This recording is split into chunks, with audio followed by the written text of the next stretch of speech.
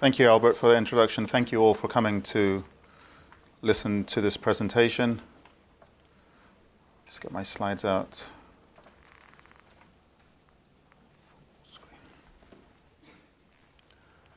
Okay, the title of my presentation is China as the world's technological leader. Is it a dream or is it a reality? I don't necessarily have any strong views. It's very difficult to predict the future. But I'll present you with some ideas that a colleague of mine and myself have drafted and we submitted, and this paper has been published. Basically looking at historical trends that have occurred in other countries, notably the United States, and also another feature that we think will be influencing China's path to become a technological leader. All right. Let's get started. As we know, China's been growing rapidly from 1979 onwards. It has obvious competitive advantages like its population. And we all agree that it's developed over the last 30-odd years into an economic superpower. It's the world's second largest economy. It's flexing its muscles politically, militarily. So while we commonly think of China as being an economic superpower, we might even think of it as being a political superpower, a military superpower. But to what extent or how often do we think of China as being a technological superpower? And that's a question that I would like to address in this presentation. So while the story of China's economic ascent has been well told, heard, and understood, how about the story, is there a story to be told about the ascent of China in terms of technology? So before we go further, how do we measure technological leadership? I use these indicators here in this talk. R&D intensity, which is a percentage of your GDP that a country spends on research and development. Research and development related personnel, number of scientific publications, outputs, and number of patent applications. So we have 2 inputs and 2 outputs. A snapshot look at the strength of China's innovation system.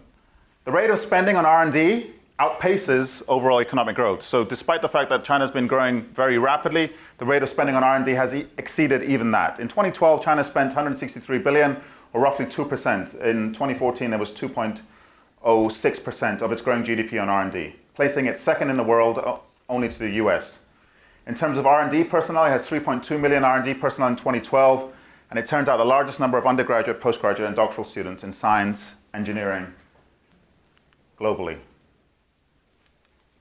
Over the period 2001 to 2011, a 10-year period, China ranked second in the world in research output as measured by the number of papers published by Chinese scientists in research journals.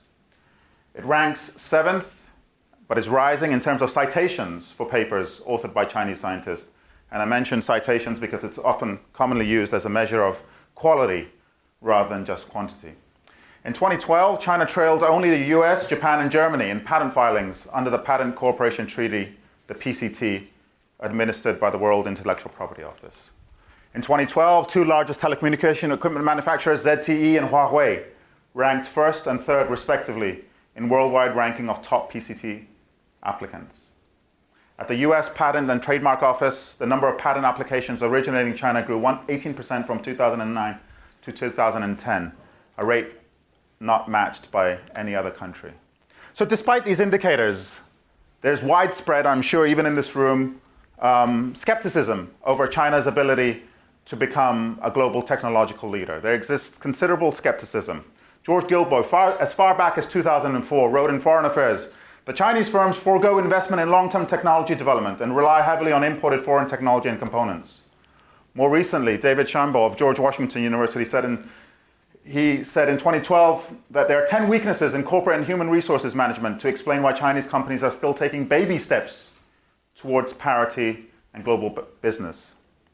Dan Bresnitz and Michael Murphy from Georgia Tech argued in 2011 that China settled merely on keeping pace with technological advances elsewhere, which is a widely held view, pursuing innovation in only later, less consequential stages of the production process. Thomas Friedman, some of the other authors I've mentioned earlier, you may not have heard of, but I'm pretty sure many more of you have heard of Thomas Friedman. Journalist argued in September 12 that driving economic growth through entrepreneurship and innovation depends on a culture of trust, which is missing. There's a trust deficit, which is he argues, a lingering remnant of Maoism in mainland China. So, I think, my co-author and I think that the aforementioned skepticism overlooks several important factors that we feel have positioned China to compete for global technological leadership. And these three factors are as follows: a large domestic market, its autocratic style of governance, so governmental power, and three, globalization. And these two factors, we argue, are not new. They are factors that we have seen unfold and influence the rise of the United States of America in the mid-1900s. A large growing domestic market, a strong government. Following the Second World War, both of these factors played themselves out in the United States and helped it become the global technological leader, whereas this third one is new. Before I get to that, let's take a brief look at technological leadership throughout history.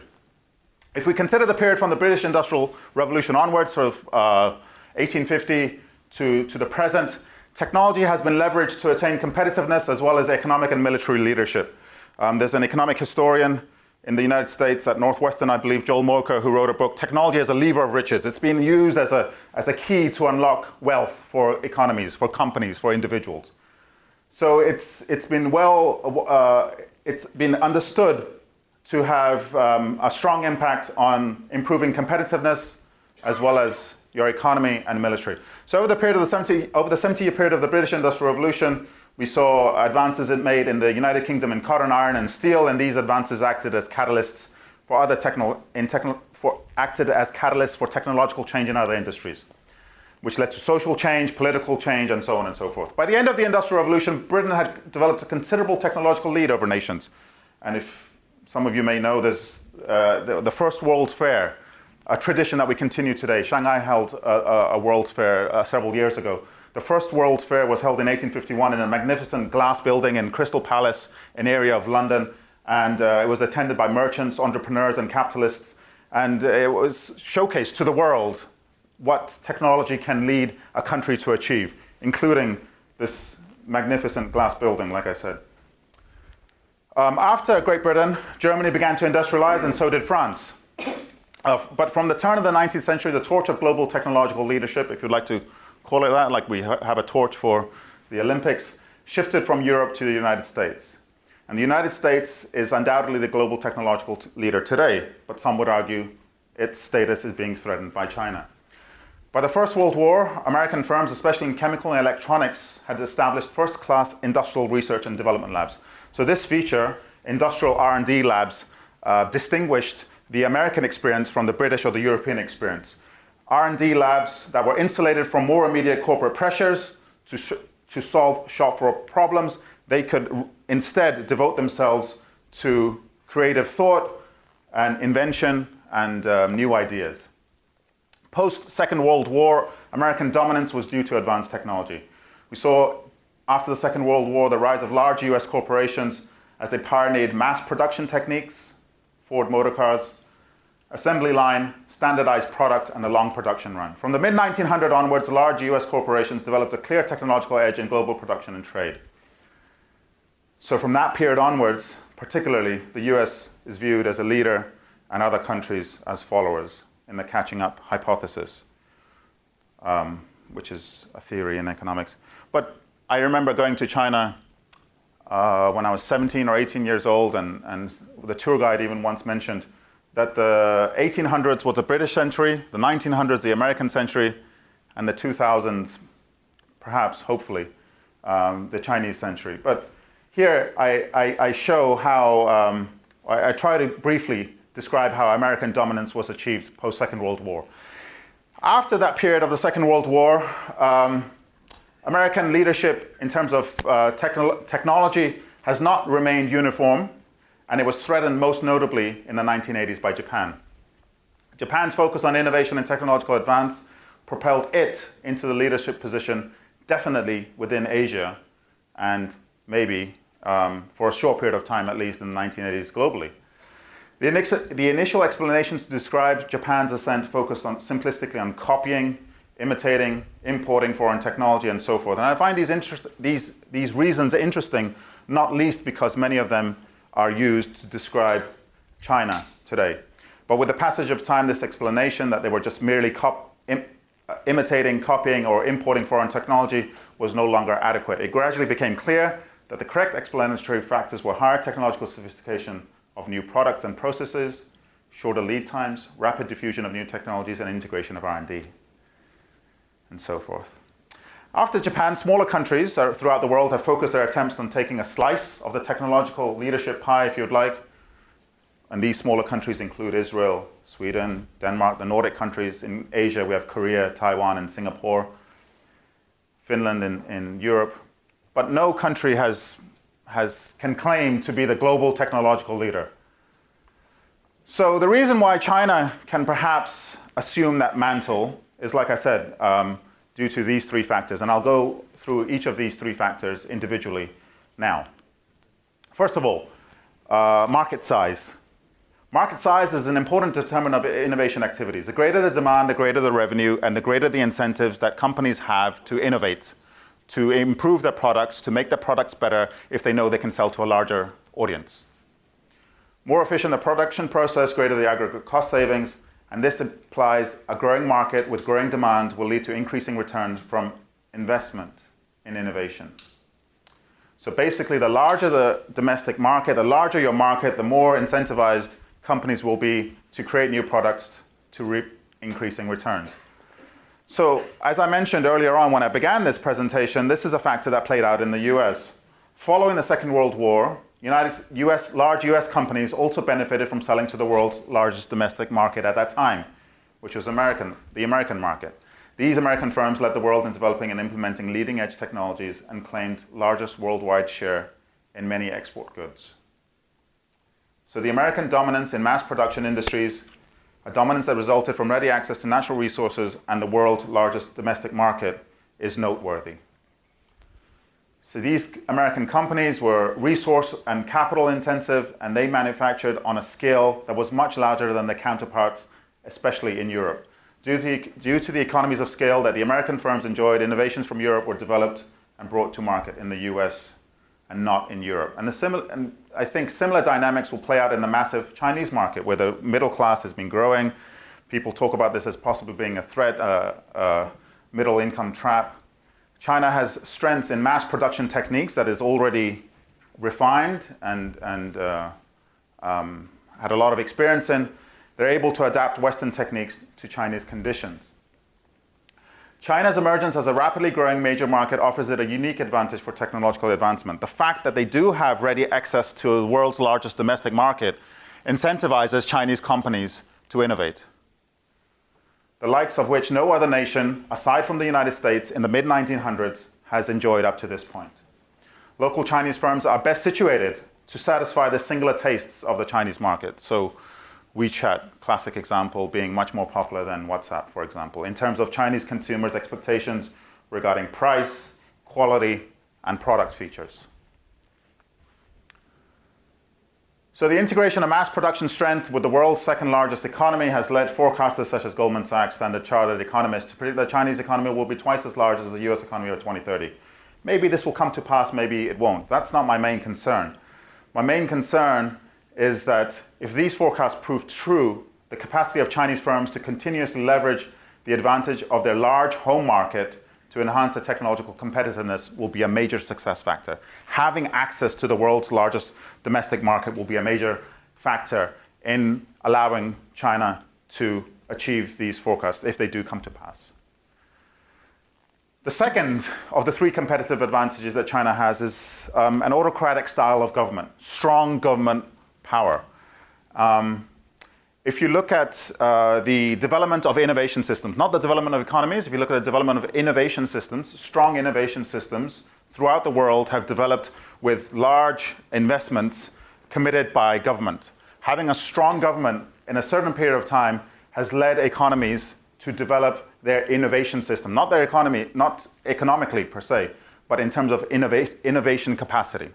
So usually what happens is that governments play a leading role and their role decreases over time, and private businesses play a smaller role and their role concomitantly increases over time.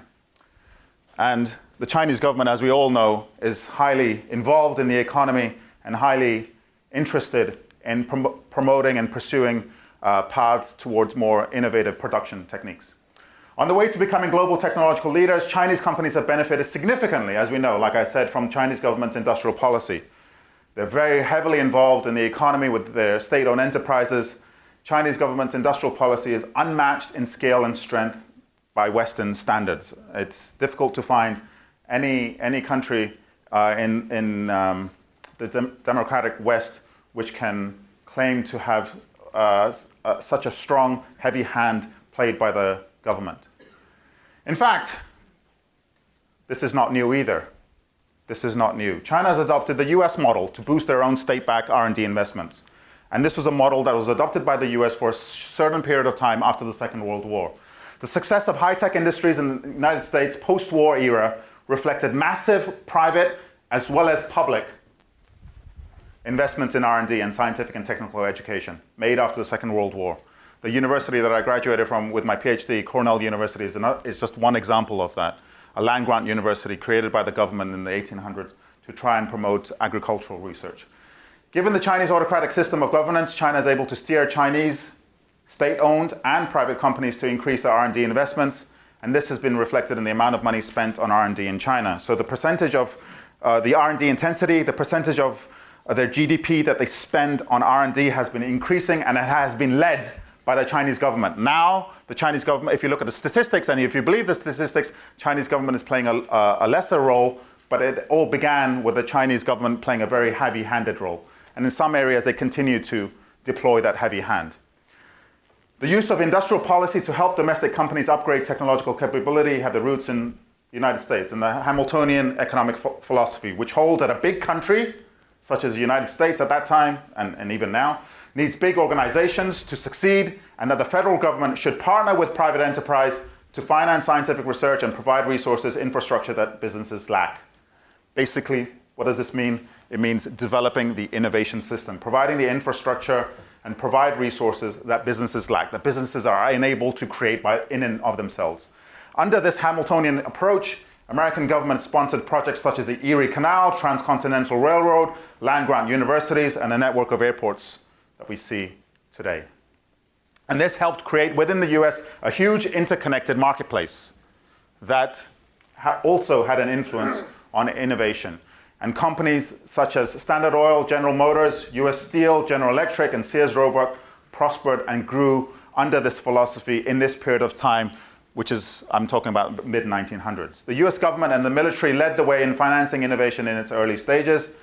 Government financed research and procurement fueled industries that produced the hybrid seed, the radar, synthetic rubber, the microchip, GPS, the internet, and so forth. So many of these came from the military, others came from government financed, sponsored research. Most of the centralized power that enabled China to run a planned economy, as we know, remains in place today. The government is able to play a significant role in shaping increasingly market-oriented activities. So although the activity might be market-oriented, the government nevertheless is able to play a strong role. The Chinese government has more policy instruments. This makes this puts China in a position that is unrivaled by its Western counterpart because it has more policy instruments at its disposal than do other advanced, mature innovation systems of the West, which in turn enables the government to facilitate technological learning on the part of indigenous firms.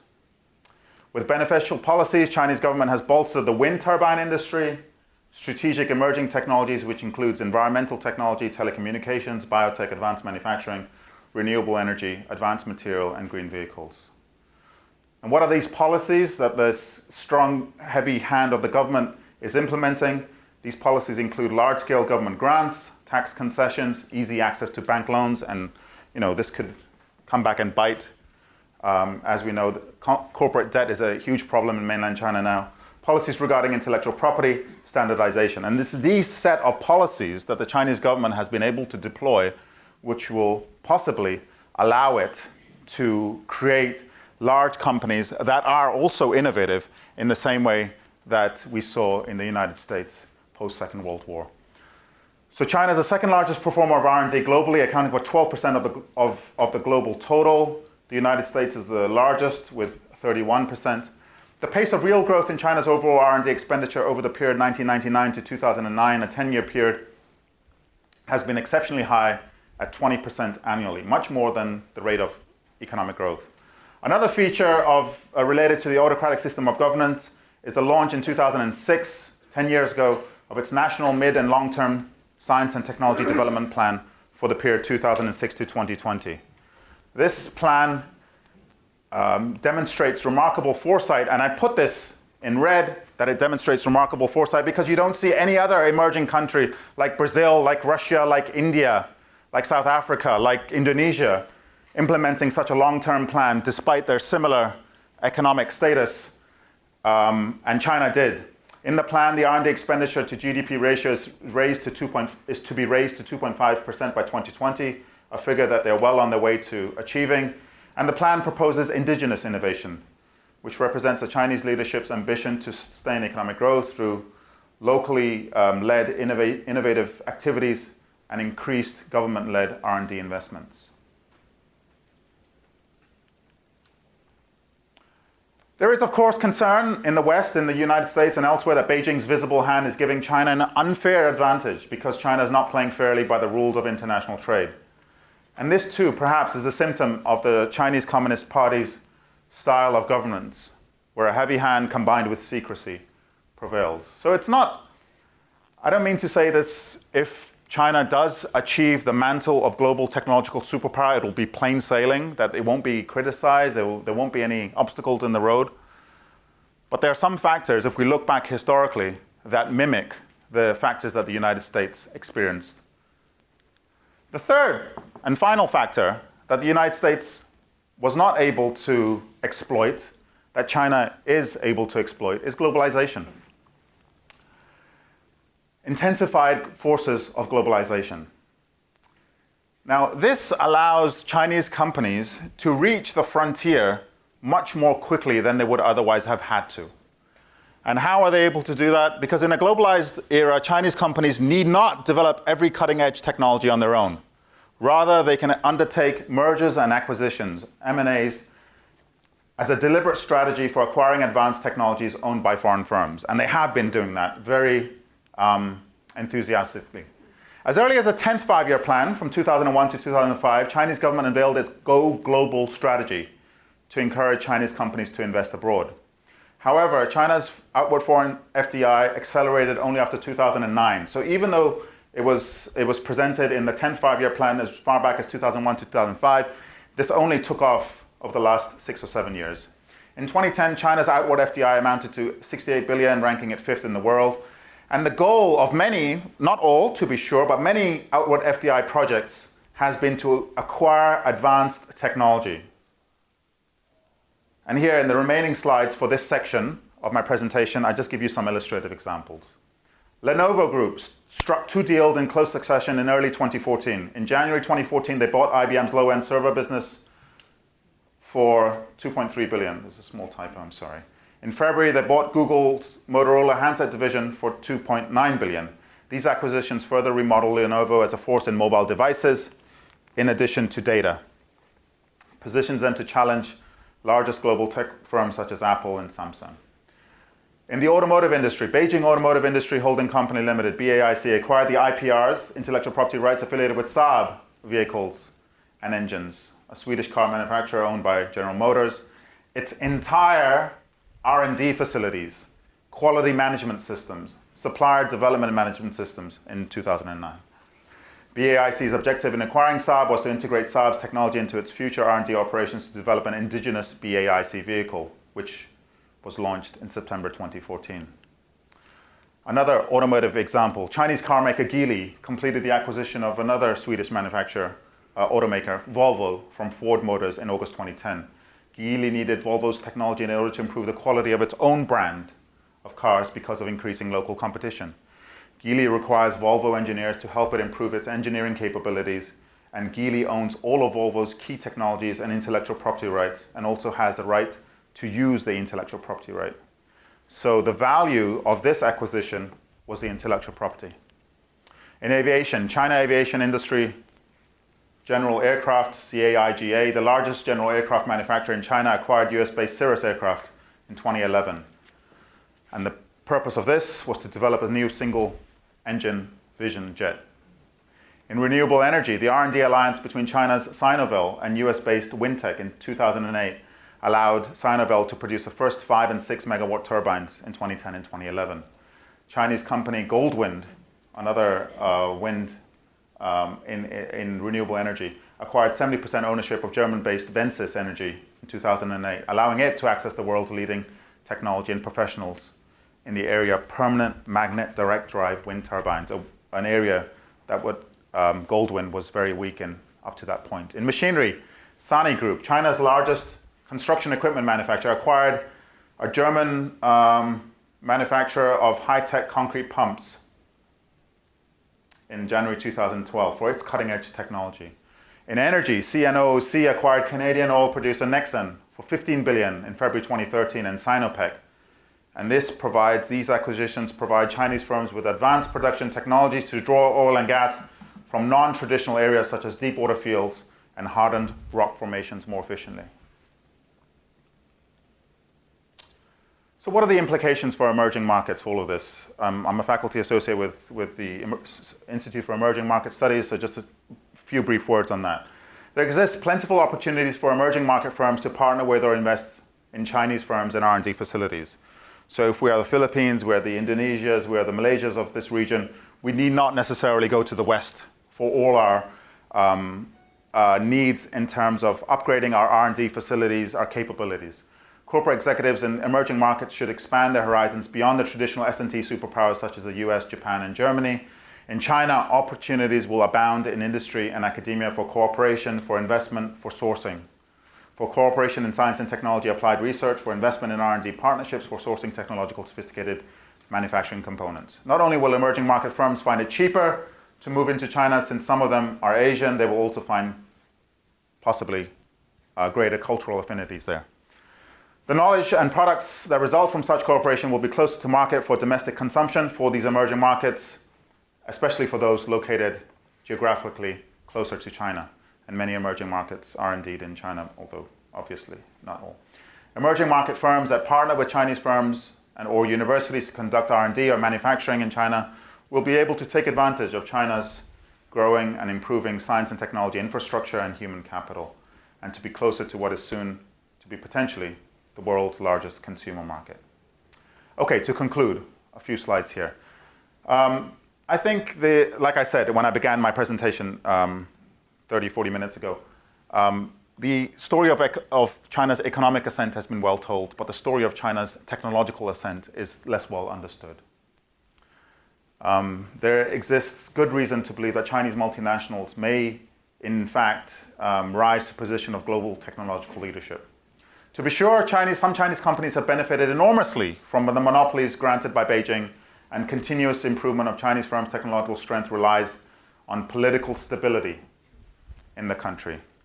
However, more of this technological rise can be attributed to the three factors that I discussed: growing domestic market, strong government support, and the intensified forces of globalization. Combined and individually, these factors help explain how and why Chinese companies will move beyond the traditional reliance on low factor input costs to scale the value-added chain. And if they do that, they will realize the country's development and strategic goals based on its burgeoning technological strength. I think the globalization factor, the M&A cases are particularly insightful because they indicate the extent to which technology transfer to China is now taking place across a broad swathe of industries: automobile, renewable energy, aircraft, and so on and so forth.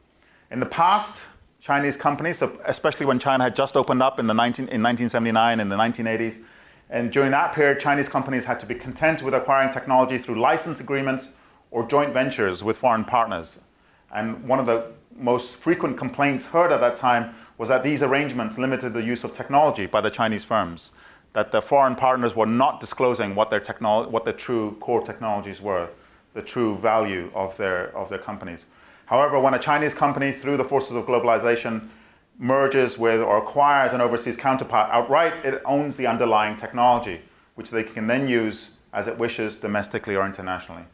Furthermore, overseas acquisitions represent a point of pride in China, showcasing its economic strength, signaling both Chinese triumph and the decline of its Western counterparts. So it has a feel-good factor to it. But globalization is only one of the three factors that I discussed, and combined, these three factors possibly point to a future in which the global technological leader is, in fact, mainland China.